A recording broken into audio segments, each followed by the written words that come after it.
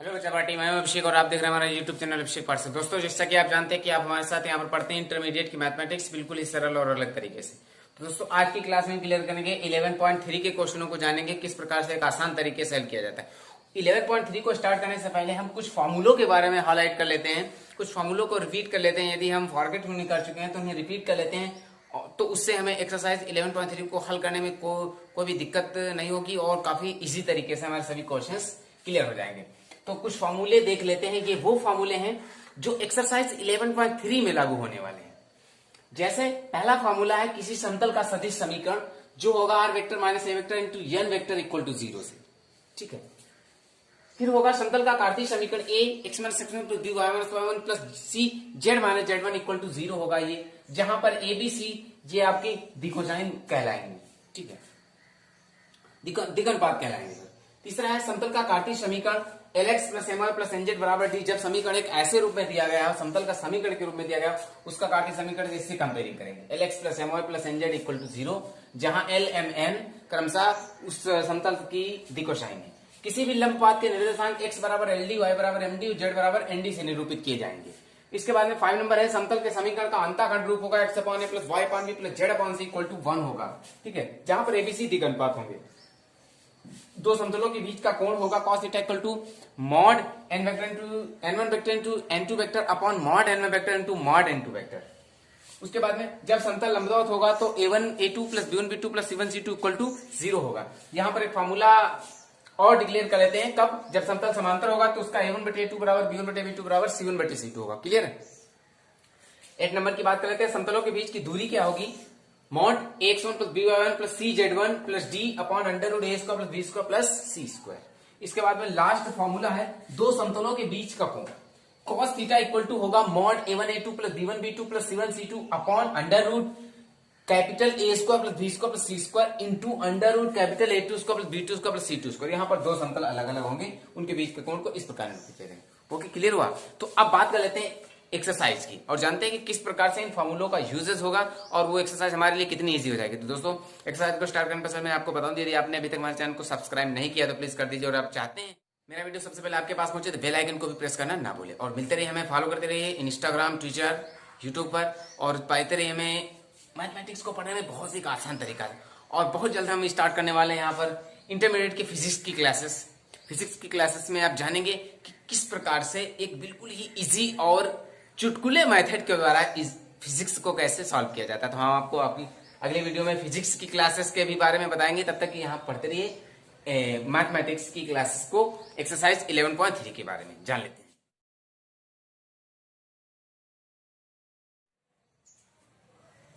पहला क्वेश्चन से 11.3 का, निम्न प्रश्नों में से प्रत्येक में समतल के अभिलंब की दिकोसाइन और मूल बिंदु की दूरी ज्ञात कीजिए। पहला समतल दिया गया z बराबर 3। तो देखिए यहाँ पर x y की वैल्यू 0 है, z बराबर 2 है, तो यहाँ पर जो इस समतल का अक्ष है वो z अक्ष के समांतर है। यहाँ पर लिखेंगे समतल का जो अक्ष है, समतल का अक्ष वो जो है वो z अक्ष है, इसलिए इस समतल की कंपेयरिंग करेंगे किससे?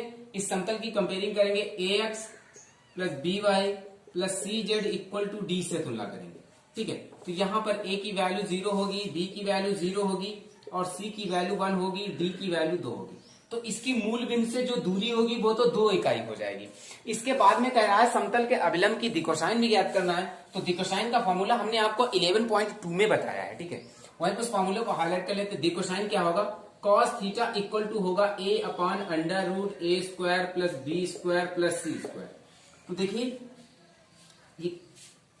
यहाँ पे L होगा, L बराबर under root a square plus b square c। a की वैल्यू 0 अपॉन अंडर रूट 0 का स्क्वायर प्लस 0 का स्क्वायर प्लस 1 का स्क्वायर। इसकी दिकोसाइन 0 आ जाएगी। इसी के बाद में बात कर लेते हैं m की। m बराबर होगा b upon under root a square plus b square plus c square, इसलिए b की वैल्यू भी 0 आ जाएगी। और बात कर लेते हैं n की। तो n की वैल्यू भी क्या आएगी? 1 आएगी। क्यों? क्योंकि इसका फॉर्मूला होगा c upon under root square plus b square plus c square, और c की वैल्यू है यहाँ पर 1, तो इसकी दिकोसाइन 1 आएगी। तो दिकोसाइन होगी 0 0 1 और मूल बिंदु से दूरी जो होगी वो 2 इकाई होगी। ये होगा इसका क्लियर आंसर। इसी के b वाले पार्ट की बात कर लेते हैं। इसकी कंपेयरिंग करेंगे ax plus by plus cz equal to 0 से। तो यहाँ पर a की वैल्यू 1 होगी, b की वैल्यू 1 होगी और c की वैल्यू भी 1 होगी। तो अभिलंब की दिकोसाइन कहते हैं। देखिए इसके दिक अनुपात आपके निकल चुके हैं। अब आपको ज्ञात करना है कि इस समतल के अभिलंब की दिकोसाइन, हम दिकोसाइन निकाल लेते हैं। एल बराबर क्या होगा, a upon under root a square plus b square plus c square, a की वैल्यू 1 है अपॉन अंडर रूट 1 का स्क्वायर प्लस 1 का स्क्वायर प्लस 1 का स्क्वायर, क्योंकि ए बी सी सभी की वैल्यू 1 1 1 है, तो इसका आएगा 1/√3 एल की वैल्यू। एम की वैल्यू भी आएगी 1/√3 और एन की वैल्यू भी आएगी 1/√3। तो इसके जो दिकोसाइन होंगे वो होंगे 1/√3 दिया गया है x plus y plus z equal to 1। दोनों पक्षों में 1/√3 से गुणा कर देंगे, x plus y plus z equal to 1। तो देखिए 1/√3 से गुणा करेंगे, बनेगा x/√3 plus y/√3 plus z/√3 equal to 1/√3। अब इसकी कंपेयरिंग कर देंगे LAX plus MY plus NZ बराबर D से। तो यहाँ पर जो D की वैल्यू होगी वो 1/√3 होगी और इसकी जो दिकोसाइन निकली हुई है वो होंगी 1/√3 1/√3 और 1/√3। तो सभी आंसर इसके 1/√3 ही आएंगे। सी नंबर की बात कर लेते हैं, 2x plus 3y minus z equal to 0। तो देखिए यहां पर सबसे पहले इसकी कंपेयरिंग करेंगे, ax plus by plus cz equal to 0 d से। तो a की वैल्यू होगी 2, b की वैल्यू होगी 3 और c की वैल्यू होगी -1। ये आपके निकले हैं एबीसी दिक अनुपात। तो चलिए दिकोसाइन निकाल लेते हैं। एल बराबर होगा under root a square plus b square plus c square. L बराबर ए की वैल्यू है 2 बटे अंडर रूट ए की वैल्यू है 2 का स्क्वायर प्लस 3 का स्क्वायर प्लस -1 का स्क्वायर। ये होगा एल बराबर 2 बटे अंडर रूट 4 3 का 9 और 1 का 1। तो ये होगा एल बराबर 2 बटे अंडर रूट 14। ठीक, एल की वैल्यू 2 बटे अंडर रूट 14 आई। उसी प्रकार एम का फॉर्मूला जब अप्लाई करेंगे तो इसका होगा b upon under root a square plus b square plus c square. तो एम बराबर आ जाएगा, बी की वैल्यू है 3 under root a square plus b square plus c square को आपने सॉल्व किया तो आया है रूट 14। एम की वैल्यू होगी 3 बटे रूट 14 और एन की वैल्यू क्या होगी -1 बटे रूट 14। ठीक है, तो ये इसकी जो दिकोसाइन है ये होगी 2 बटे रूट 14, 3 बटे अंडर रूट 14 और -1 बटे अंडर रूट 14। इसके बाद में जो समतल का समीकरण दिया गया वो है 2x plus 3y minus z equal to 5। यहां पर क्या करते हैं, अंडर रूट 14 जो a square plus b square plus c square का टोटल परिमाण है उससे भाग कर देते हैं। रूट 14 से भाग कर देंगे यहाँ पर। ठीक है, रूट 14 से यानी 1 बटे रूट 14 से गुणा कर देंगे तो ये बन जाएगा 2 बटे under root 14 into x plus 3 बटे under root 14 into y minus 1 बटा under root 14 into z equal to 5 बटे अंडर रूट 14। अब इसकी कंपेयरिंग कर देंगे किससे, LAX plus MY plus NZ equal to D से। तो LMN इसकी दिकोसाइन होगी जो कि निकल चुकी है आपकी, और D की वैल्यू यहां पर होगी मूल बिंदु से दूरी 5 बटे अंडर रूट 14। यहां पर भी इसके दिक अनुपात जो होंगे वहां पर A की वैल्यू होगी 0, B की वैल्यू होगी 1, C की वैल्यू होगी 0। ठीक है, यहां पर Y का केवल गुणांक दिया गया है 5, B की वैल्यू 5 होगी, C की 0 होगी, A की 0 होगी। इसका परिमाण टोटल निकाल लेते हैं, a square plus b square plus c square 0 का स्क्वायर प्लस 5 का स्क्वायर प्लस 0 का स्क्वायर, इनका टोटल परिमाण आएगा 1। 5 से इस पूरे समीकरण को भाग कर देंगे। समीकरण दी गई है 5y प्लस 8 इक्वल टू 0। ये हो जाएगा 5y प्लस 8/5 इक्वल टू 0। ये होगा y बराबर -8/5। अब इस समीकरण की हम कंपेयरिंग कर देंगे, y इक्वल टू -8/5। इसकी कंपेयरिंग क्या कर देंगे, LAX plus MY plus NZ बराबर D से। यहाँ पर L की वैल्यू 0 होगी और Y वाला कंपेयर किया गया, M की वैल्यू 1 होगी और जो Z वाला कंपेयर किया गया है Z की वैल्यू 0 होगी और D की वैल्यू होगी -8/5। तो देखिए LMN NZ, यहाँ पर N की वैल्यू 0 होगी। LMN जो दिए गए हैं ये समतल के अभिलंब की दिकोसाइन है जो कि 0 1 0 होंगी और D जो है वो है मूल। हम समतल के अभिलंब की दिकोसाइन जो L होगी वो 0 होगी, M 1 होगी, N 0 होगी और D जो वैल्यू होगी वो 8/5 धनात्मक होगी क्योंकि दूरी कभी ऋणात्मक नहीं होती। ठीक है, क्लियर हुआ।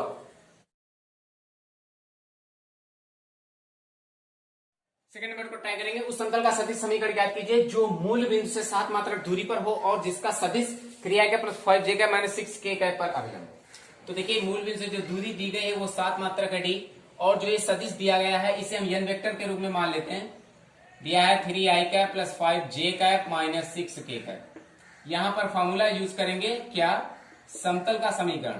तो यहां पर समतल का समीकरण कुछ इस प्रकार होगा, r vector into n cap equal to D। यहां पर n कैप दिया गया, n कैप दिया नहीं गया तो सबसे पहले n कैप निकालेंगे। n कैप कैसे निकलेगा, n कैप बराबर होगा n vector upon mod n vector. तो चलिए निकाल लेते हैं। n वेक्टर की वैल्यू है 3i cap plus 5j cap minus 6k cap.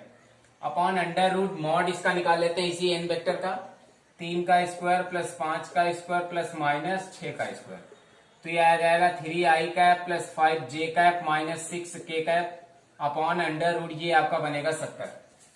3 का 9 होगा, 5 का 25 होगा, 6 का 36 होगा। देखिए 36 25 आपस में जोड़ेंगे जब हम 36 और 25 को, तो वो होंगे 61 और 9 जोड़ देंगे 70 हो जाएगा। ये निकला है एन कैप। यहाँ पर पुट कर देंगे value r vector into n cap की वैल्यू होगी 3i cap plus 5j cap minus 6k cap upon root 70 equal to d. D की वैल्यू है आपके साथ, ये होगा समतल का समीकरण।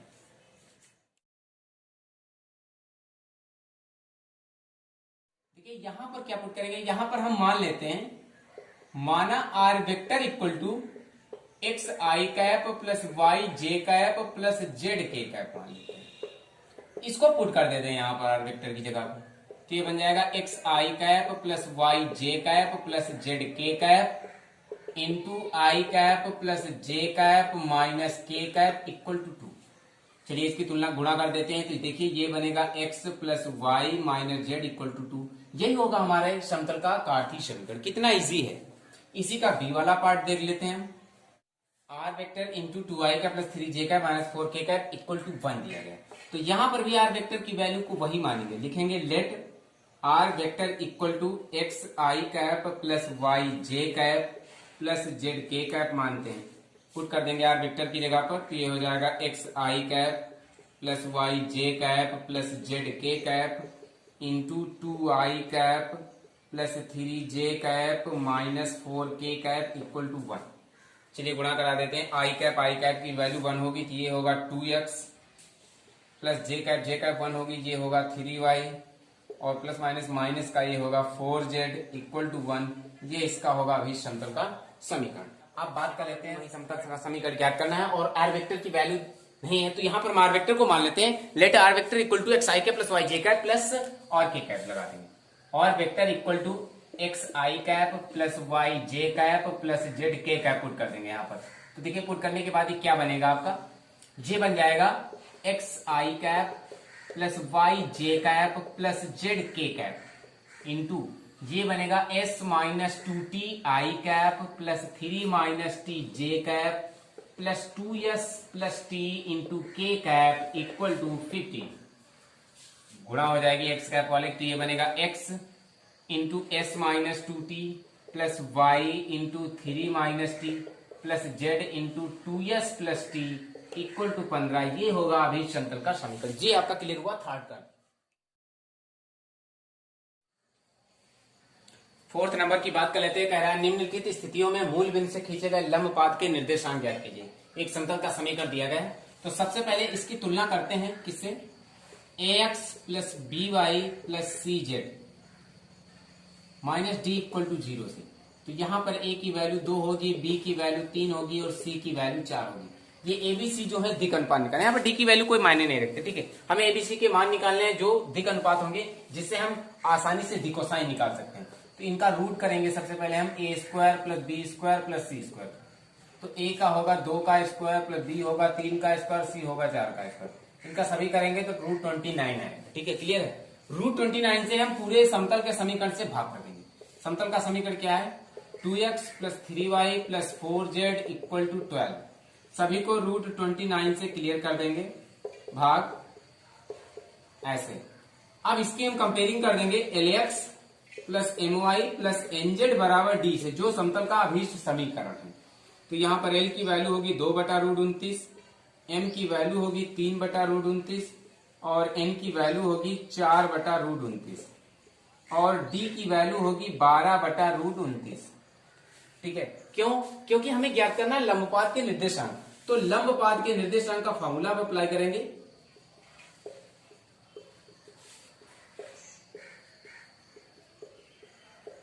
लंबपात के निर्देशांक का फॉर्मूला होगा LD, MD और ND होता है। तो चलिए पुट कर देते हैं। L की वैल्यू क्या है, 2 बटा रूट 29, D की वैल्यू है 12 बटा रूट 29। 2 बटा रूट 29 इंटू 12 बटा रूट 29। N की वैल्यू है 3 बटा रूट 29, 3 बटा अंडर रूट 29 इंटू 12 बटा रूट 29। N की वैल्यू है 4/√29 और डी की वैल्यू है 12/√29। तो ये लंबपात के निर्देशांक बनेंगे 12 दूनी 24/√29 और √29 की गुणा 29, 12 तिया 36/29 और 12 चौको 48/29। ये होंगे आपके। यहाँ पर ए की वैल्यू 0 होगी, बी की वैल्यू 3 होगी और सी की वैल्यू 4 होगी, क्योंकि एक्स का कोई भी फलन मौजूद नहीं है। इसका रूट जब हम निकालेंगे a² plus b² plus c², तो ये होगा 0 का स्क्वायर प्लस 3 का स्क्वायर प्लस 4 का स्क्वायर। तो यहाँ पर 5 आ जाएगा। 5 से हम पूरे समतल के समीकरण को भाग कर देंगे। समतल का समीकरण नोट करेंगे 3y plus 4z minus 6 equal to 0। इससे 5 से डिवाइड करेंगे सभी को, ये हो जाएगा 3/5y plus 4/5z equal to 6/5। अब इसकी कंपेयरिंग कर देंगे LAX plus MY plus NZ equal to D से। तो यहाँ पर L की वैल्यू 0 होगी, M की वैल्यू 3/5 होगी, N की वैल्यू 4/5 होगी और D की वैल्यू 6/5 होगी। ठीक है, क्लियर हुआ। लंबपात के निर्देशांक क्या होंगे?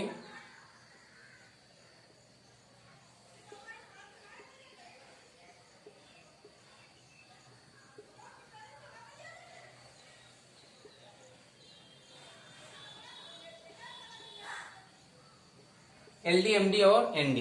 तो चलिए पुट कर देते हैं। L की वैल्यू है 0, पहला 0 आएगा। दूसरा MD, M की वैल्यू 3/5, D की वैल्यू 6/5, 6 तिया 18/25 हो गई। ND 4/5, 6/5, 4 से 24/25। ये होंगे आपके लंबपात के निर्देशांक।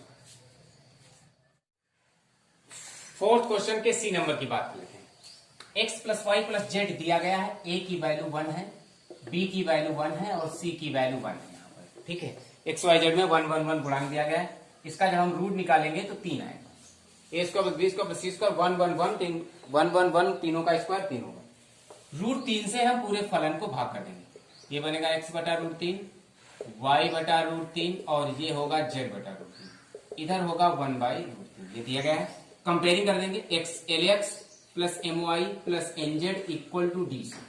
तो यहाँ पर L की वैल्यू 1/√3, M की वैल्यू 1/√3 और N की वैल्यू भी 1/√3 होगी और इत्तेफाक से Z की वैल्यू भी 1/√3 होगी। ज्ञात करना है लंबपाद के निर्देशांक।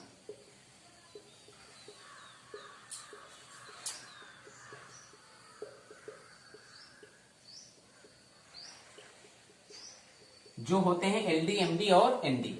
देखिए पुट कर देते हैं। L की वैल्यू 1/√3, D की वैल्यू 1/√3, तो ये आएगा 1/3, इसका भी 1/3 और ND भी 1/3। तो लंबपाद के निर्देशांक 1/3, 1/3, 1/3 और इससे जी क्या हो सकता है भाई? इससे भी छोटा सवाल है। डी वाले पार्ट की बात कर लेते हैं। यहाँ पर A की वैल्यू 0 है, B की वैल्यू 5 है और C की वैल्यू भी 0 है।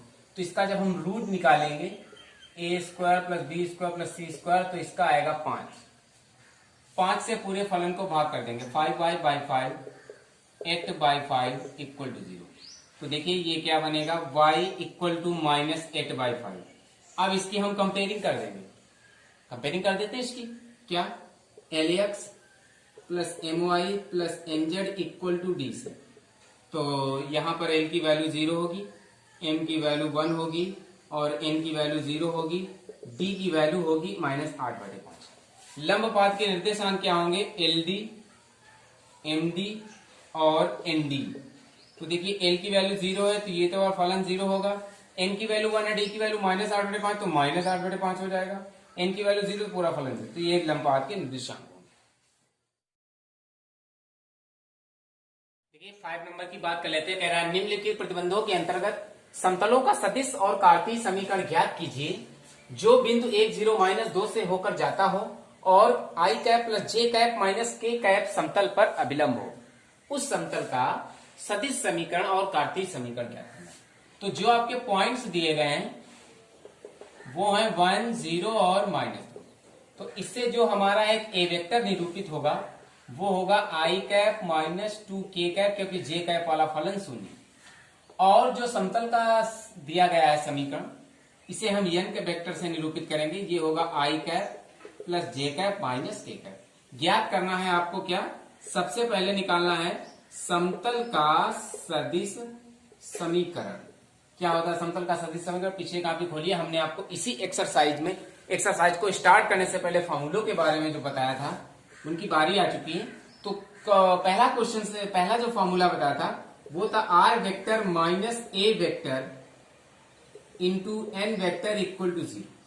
तो चलिए पुट कर देते हैं, यही होगा r vector minus a vector की वैल्यू होगी i cap minus 2k cap, ठीक है। इसके बाद में एन वेक्टर की वैल्यू होगी i cap plus j cap minus k cap equal to 0। ये होगा हमारा समतल का सदिश समीकरण। अब बात कर लेते हैं समतल के कार्तीय समीकरण की। तो यहां पर पुट करेंगे समतल का कार्तीय समीकरण क्या होगा, उसी कॉपी को पीछे बैक करेंगे जहां पर हमने फॉर्मूले हाईलाइट करवाए। समतल का कार्तीय समीकरण होगा a x plus x1 plus b y minus y1 plus c z minus z1 equal to 0। तो देखिए यहां पर जो आपने पॉइंट्स माने हैं इन्हें हम x1 y1 और z1 पुट करेंगे, और जो एक ये आपका वेक्टर के द्वारा निरूपित दिया गया है a vector equal to i cap plus j cap minus k cap, इससे जो यहाँ पर a की वैल्यू होगी 1, b की वैल्यू होगी 1 और c की वैल्यू होगी -1। इसके साथ में जो गुणांक दिए गए हैं इन्हें हम दिक अनुपात के रूप में लेते हैं। तो चलिए पुट कर देते हैं, यहाँ पर a की वैल्यू है 1, x माइनस x1 की वैल्यू है 1, प्लस b की वैल्यू है 1, y माइनस y1 की वैल्यू है यहाँ पर 0, प्लस c की वैल्यू है -1 और z माइनस z1 की वैल्यू है -2, तो ये प्लस का 2 होगा इक्वल टू 0। तो देखिए ये बनेगा x माइनस 1, ये होगा y, ये होगा minus z minus 2 equal to 0। इसे लिखेंगे x plus y minus z, ये -2 -1 जुड़कर -3 इक्वल टू 0। ये होगा समतल का अभीष्ट समीकरण। टी वाले पार्ट की बात कर लेते हैं, वही क्वेश्चन से पॉइंट्स बदले गए हैं और समतल का समीकरण जो है अलग दिया गया है। देखिए जो पॉइंट्स आपके दिए गए हैं 1, 4 और 6, इनसे हम एक ए वेक्टर निरूपित करेंगे, वो होगा i cap plus 4 j cap plus 6 k cap. यहां पर सबसे पहले हमें निकालना है क्या, समतल का सदिश समीकरण। तो सबसे पहले समतल के सदिश समीकरण का वही फॉर्मूला यूज करेंगे जो 5 के ए में यूज किया, क्या, r vector minus a vector into n vector equal to 0। यहां पर एन वेक्टर क्या होगा, एन वेक्टर बराबर होगा i cap minus 2 j cap plus k cap. Put कर देते हैं इसमें, ये होगा r vector minus a vector की वैल्यू है i cap plus 4 j cap plus 6 k cap into n vector की वैल्यू है i cap minus 2 j cap plus k cap equal to 0। ये होगा समतल का सदिश समीकरण। अब बात कर लेते हैं समतल के कार्तीय समीकरण की। तो जो हमारे पॉइंट्स दिए गए हैं फिर से नोट कर लेते हैं, पॉइंट्स हैं 1, 4, 6, इन्हें हम मान लेते हैं x1, y1 और z1। जो आपका एक समीकरण दिया गया है एन वेक्टर के रूप में, क्या है, i cap minus 2 j cap plus k cap. यहां पर इसे हम a की वैल्यू 1 मानेंगे, b की वैल्यू -2 होगी और c की वैल्यू 1 होगी, ठीक है। अब हम पुट कर देते हैं क्या, समतल का कार्तीय समीकरण। तो कार्तीय समीकरण की बात कर लेते हैं, फिर से वही समीकरण a x minus x1 plus b y minus y1 plus c z minus z1 equal to 0। तो चलिए पुट कर देते हैं, a की वैल्यू है 1, x माइनस x1 की भी वैल्यू है 1, प्लस b की वैल्यू है -2, तो -2 होगा, y माइनस y1 की वैल्यू है यहाँ पर 4, -4, प्लस c की वैल्यू जो है वो 1 है और z माइनस z1 की वैल्यू जो है वो है 6 इक्वल टू 0। तो देखिए ये बनेगा x माइनस 1, ये होगा -2y minus plus 8 plus z minus 6 equal to 0। तो इसे हम क्या लिखेंगे, x minus 2y plus z plus 2 equal to 0, में 6 को कम को, ये होगा समतल का अभीष्ट समीकरण। तो दोस्तों ये रही आज की क्लास, कैसे लगी हमें कमेंट कर जरूर बताइएगा। तो सभी क्वेश्चन आपको प्रैक्टिस समझ में आया तो मेरे चैनल को लाइक सब्सक्राइब जरूर कर दीजिएगा। फिर मिलते हैं आपको नेक्स्ट क्लास में इसी के आगे 6 क्वेश्चन, तो पढ़ते रहिए हमारे यूट्यूब चैनल से पाठशाला। थैंक्स।